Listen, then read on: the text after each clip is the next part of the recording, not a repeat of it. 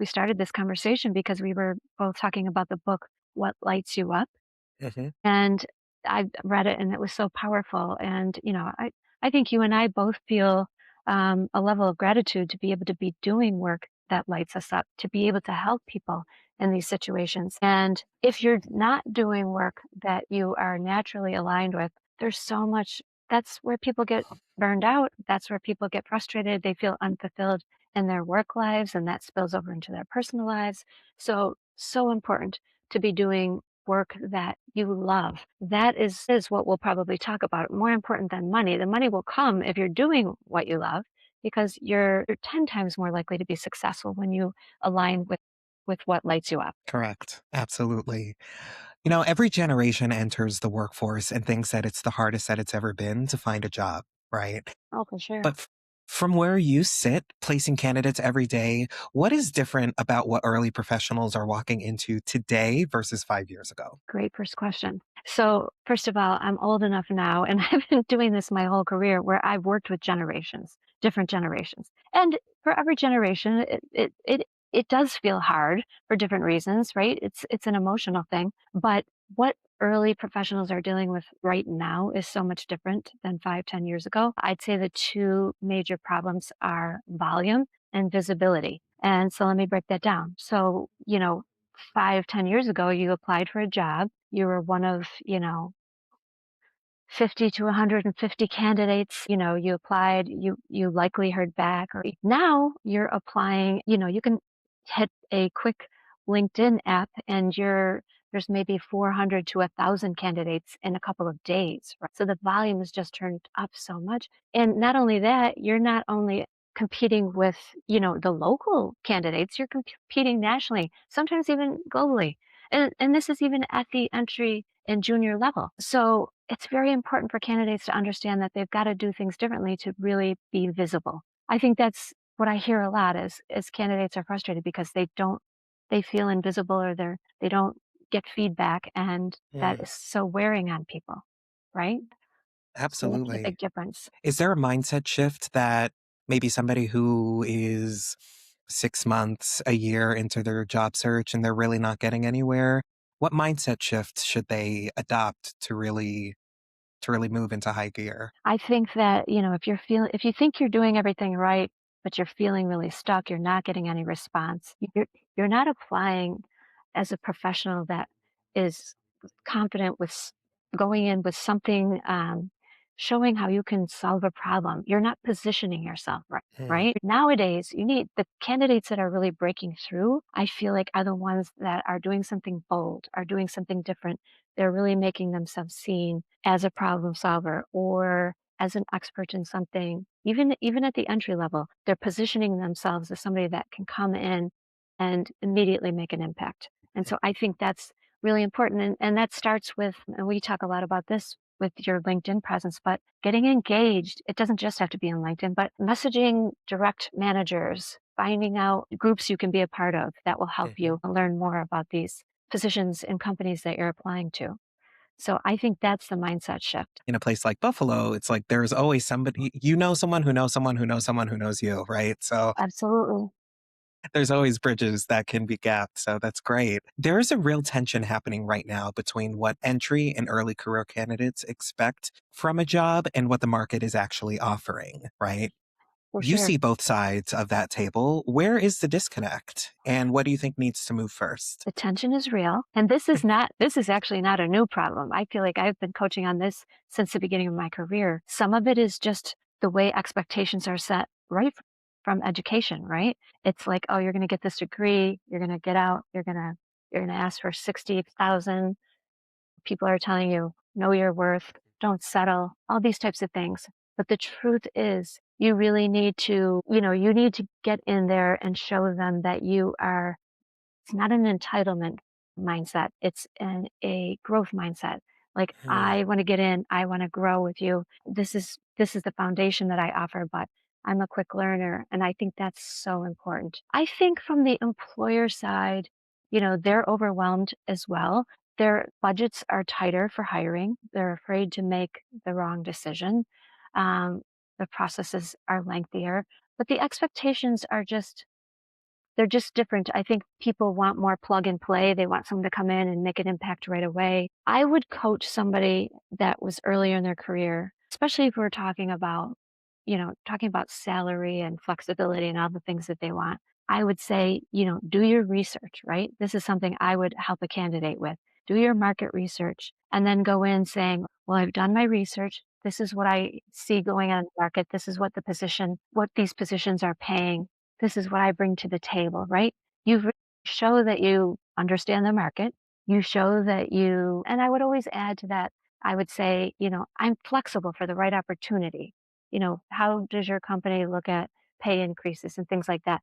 This shows initiative, this shows market intelligence, but this shows your willingness to be flexible and to get in and learn. It's about getting the right experience, right? It's about getting in. It's about getting that chance to prove yourself, and the money will Mhm. come, especially if you're focused on the right opportunities that you really align with. Absolutely. And I think that could span across all levels of the industry, right? Oh, 100%. What do you say to the early career professional who may have a resume that, they worked a bunch of roles that don't fit a specific niche, right? How do they translate that experience? That's a great question, and I'll tell you, life experience is so important. Your early jobs are almost meant to be experiments, if you will. I mean, you don't necessarily know really early on in your career what you want to do. Some of that comes from trying certain things, but I think if Mhm. you have a real story about, first of all, I will say you mentioned retail, hospitality, things like that. We look for that on a resume because no matter what you're doing these days, those soft skills, those customer service skills, those people skills are so important. So we love to see, Wegmans on a resume. We love to see, early on, we love to see that people have been servers or been in some kind of service industry where there's customer service involved. But if you can explain how you got to the point where it's like, well, I did this, and I really realized this is what I enjoyed. I'm really good with numbers. I really enjoy analyzing or whatever it is. I Mhm. would explain the story to how I got there and then highlight my transferable skills. Does that make Ab- sense? Absolutely. So taking all of the experience that someone has amassed, even if they're 19, 20, 21 years old, and be able to convey that impact during that time to how it could suit Absolutely. an organization. Perfect. Yes, and Thank you. how it framed, I do this exercise with people all the time where you really sit down and say, "What really felt good about that, what you were Mm, doing? And maybe what didn't you enjoy or what felt draining to you?" And slowly, together we build a profile of like, "Okay, here's some career paths that I think you would enjoy." So I encourage everybody to do that self-reflective exercise before they start applying to roles. absolutely. So, Kelly, you are the managing partner and president of AP Executive Staffing here in Buffalo. Yes. So you see it from all ends. You see people from all different levels coming in looking for their next chapter in life. What have you seen candidates get right? And what have you seen them get wrong that they think they get right? The candidates I think that really get it right, and even the candidates that come to me, I can tell right off the bat, they know what they want, they know what they enjoy, they know what they bring to the table, and they know what kind of leadership style they will excel under. I went to a workshop, this is probably several years ago now, but we talked about high performing employees, employees that are really highly satisfied in their jobs, and they had three things in common.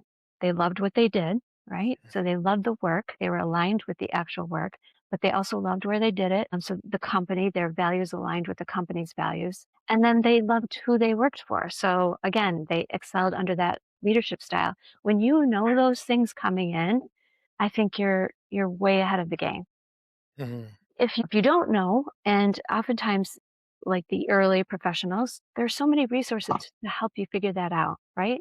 Including that's something that you and I do Yes, and love to do absolutely. and do for free. I mean, but I think the candidates that really get it right are, I know for me, if somebody's applying, let's say to work here, maybe you're looking to be in recruiting. If you're applying to several agencies, that's one thing. But if you come to me and tell me exactly why you want to work here and recruit here, and this is a real example where somebody's like, I love your brand, I love what you guys stand for, I love the way you treat people. Like, immediately I'm like, inspired by this person. And I love that Mhm. they're targeting us as an employer. So I think when you can do things like that, someone that's really able to prepare, do the pre-work, right? Does their research and has really done the self-reflection to know what it is they want to pursue, then we help them strategize about how to pursue it. Well, yeah, there's a burnout in the job, like job searching itself is like a full-time job, right? And I Hmm. do understand the frustration on the candidate side. I experience it on the recruiting side with some of these companies.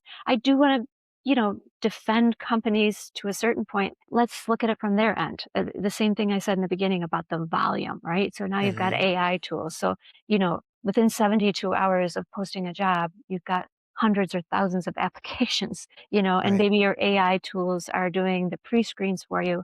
Maybe the candidate doesn't even reach you as a human being, before they're screened out, or maybe the position, I often run into this, is it has to be put on hold for whatever reason, or maybe it's canceled. I don't think employers are ghosting on purpose, even though I'm hearing that from candidates and I understand the frustration trying to work through that.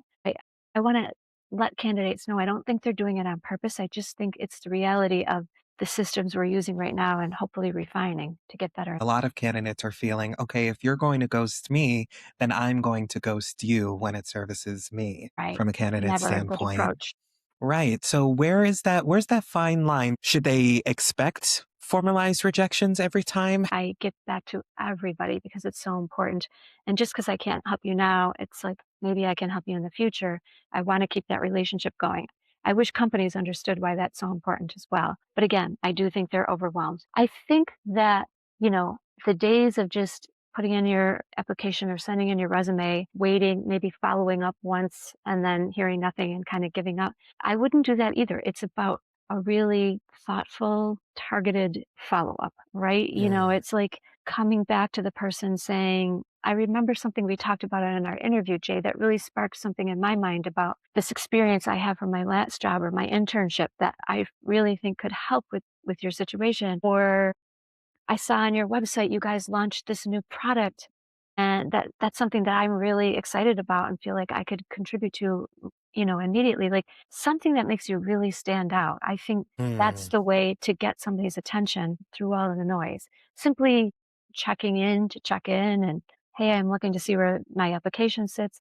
Those are probably not going to get answers, right? So I think that really thoughtful approach to follow up is really important. When you debrief with a hiring manager after they see a candidate, what are the real reasons that they use, the ones that don't make it to the actual feedback? Ah, that's such a great question. I just had this happen. I had a really strong candidate that I thought was a great fit for this role. One thing that we do well is prep. I mean, we Mm, give you all the inside information, tell you what to highlight, directions to the door. These are the things that you should really hone in on. And then we give them tons of information to study about the company and so forth. And the candidate simply didn't do that. So while they might have had some good knowledge to bring or experience to bring to the table, they did not research the company. They couldn't articulate why they wanted to work specifically there. It comes back to that preparation. How bad do you want this? And I don't always get the real feedback. My business is based on relationships, so hopefully I have strong enough relationship where they'll give it to me. And sometimes it's just they didn't show a fire or a passion for the role. Jay, if I was interviewing with you and we had a great interview and I love the company and I really want this position, I'm going to like put my hands on the table and say, Jay, I think is what else do you need from me? Because I am so interested in this role. And again, positioning yourself for why you are different. It's no longer companies can't be like, well, why should we hire you? You know what I mean? That those right. days are long gone. But candidates really need to be articulate why a company should hire them on their own and why they specifically want to work there. You know, those behavioral interview questions, early career professionals often freeze up when it comes Of course. to those questions because they feel like they don't have enough experience to pull from. How should they be thinking about those things? And what would count as a relevant example? First of all, I do tell people it's okay to have a little bit of nervousness. And I've been working here for 22 years and now I'm interviewing with you. I would say, wow, it's different being on this side. I'm a little bit nervous and it almost puts the interviewer at ease, like, oh Mm, no, don't be nervous. This is just a right. conversation. I know that, people come in here nervous even to meet with me. And I, immediately try to calm that down so that we can have a real productive conversation. I actually just had a candidate. who was an early professional. He gave me such a good example of from his college experience where he was working on this large project.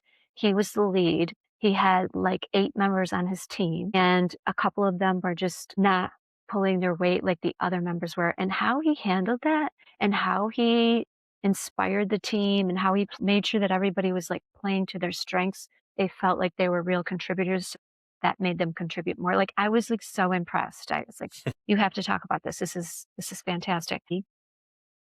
And if you don't have a direct experience to pull on, maybe you switch it around to like a situational thing. If I were to be dealing with an irate coworker, here's how I would handle it, right? Mm. So it's they're looking for your ability, number one, to kind of think on your feet, but they're looking for characteristics that you have to make decisions, to problem solve. So you have life experience that you can pull from even on that, right? Hmm. So pull from anywhere. But I would practice a little bit.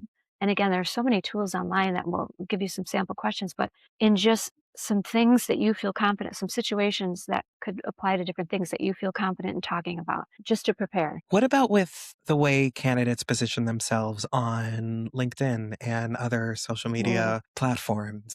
LinkedIn's my jam, as you know, yours too. Hmm. It goes back to what I was saying, I think, in one of your earlier questions about making yourself visible. Now, if you're an early professional, I think you were mentioning, you're not going to be an influencer on LinkedIn, but you should be out there. You should be building your network. You should be trying to get into some groups that maybe can help you in the field that you're looking to break into. You should be maybe commenting on other people's posts. I mean, you might not be like an expert at something yet, but there's no harm in like sharing an article that resonates with you or, has relevance, posting about something that happened in your life that was life changing and that applies to what makes you a better employee. I love reading things like that.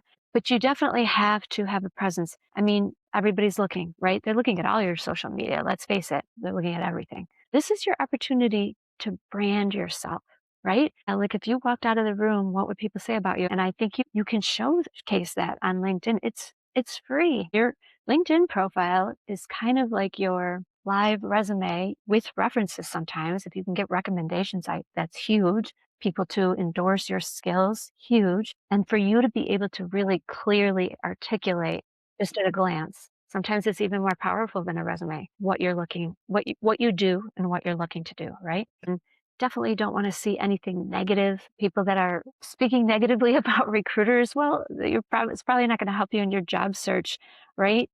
So I would stay away from anything like that and really stick to the positive things that you want to be known for and that you want to be part of your brand. So I want to talk to the candidate who is afraid to put themselves out there, the candidate who might feel stuck, the candidate who might feel like they're not worth elevating, they're not worth leveling up, they're not worth speaking for what they truly believe in. Where do they even begin to pick up these pieces and start moving forward? Everybody is worth elevating. First of all, I think this is when, if you need help advocating for yourself, it's not hard to find a recruiter or a coach like you, Jay, that's willing to help you. So you got to do your research first to see, I'm hoping a lot of what I'm putting out on LinkedIn is so that people understand what we do value here, and it's people. There's courses you can take, but I just think getting involved slowly. And when I say that, just starting to like look at other things. LinkedIn is a great learning resource. I learn new Mm. things all the time. So get on there, read some articles that pertain to those types of things, like and share things, comment if you're starting to get, a little bit braver. And then eventually you'll be ready to post something yourself. I mean, it's baby steps, but it's just pushing yourself out there. I think if you're really feeling that down on yourself, you need to sit down with your dog or whatever, and really make a list of your positive qualities. And so I would start small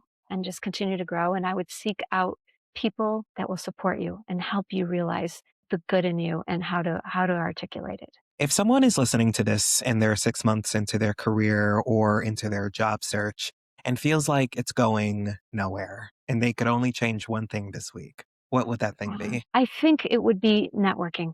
I really do. Mm, That is the way people are finding jobs. That is even why people like me are still relevant because what you get with me is now my network and I'm going to help open doors for you, right? It's about circumventing that traditional process and that process of being one of 1,000 candidates and getting in front of a real decision maker or somebody of influence. And that is so important, and you do that through networking, whether it's with a recruiter or on your own. But messaging managers at companies, messaging employees there, asking them how did they get in, what do they like about the company, and then who do you think I should talk to?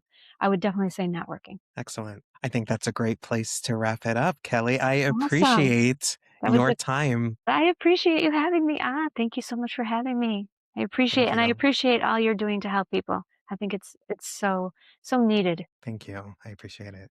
Thanks.